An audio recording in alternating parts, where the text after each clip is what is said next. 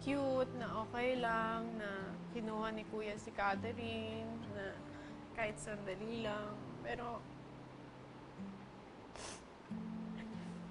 nung pauwi na akong mag-isa, parang naiinis na ako sa kanya kasi wala akong makakausap sa gabi. Okay lang naman na sanay naman kami na hindi kami masyado nagkikita dahil nga sa trabaho. Pero kahit hindi kami nagkikita ni Alex, tapos ngayon ko na-realize na ang hirap-hirap na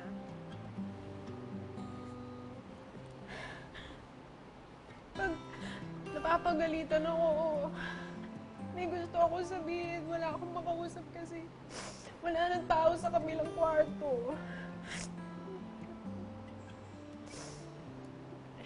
Kasi ngayon lang kami naging close ni Alex nung nag-20 siya.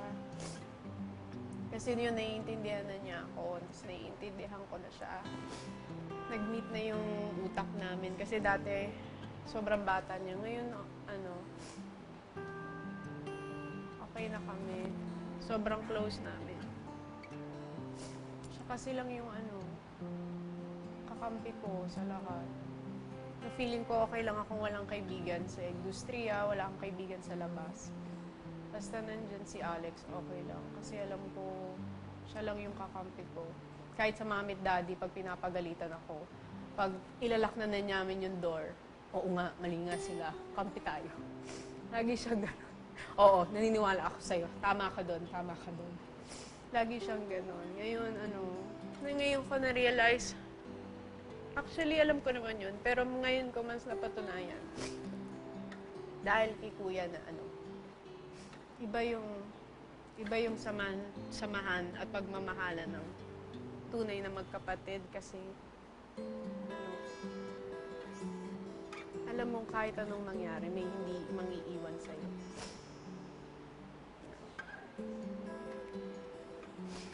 Alex, alam mo namang hindi tayo ganito.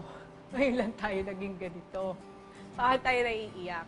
Kasi siguro dahil ngayon lang tayo napaghiwalay ng ganito katagal, na hindi tayo nag-uusap. Sa'yo naman tayo na hindi masyado nagkikita. Pero yung dumating ka sa bahay, na marinig ko na yung boses mo, ay, nandiyan na si Alex. Kahit natutulog ako, kampante ako. Ang hirap ngayon kasi magkahiwalay na nga tayo. Tapos, kakamiss ka din kausap. Kasi, pag ikaw kausap ko, lahat pwede kong sabihin sa'yo. Wala akong kailangan i-filter, wala akong kailangan isipin na damdamin kasi nakikinig ka talaga. Tapos sinasabi mo kung ano yung tama at mali. So, miss na kita. And syempre, kahit hindi mo naririnig yan sa bibig ko, alam mo yun kung gaano kita kamahal. Dalawa lang tayo kaya.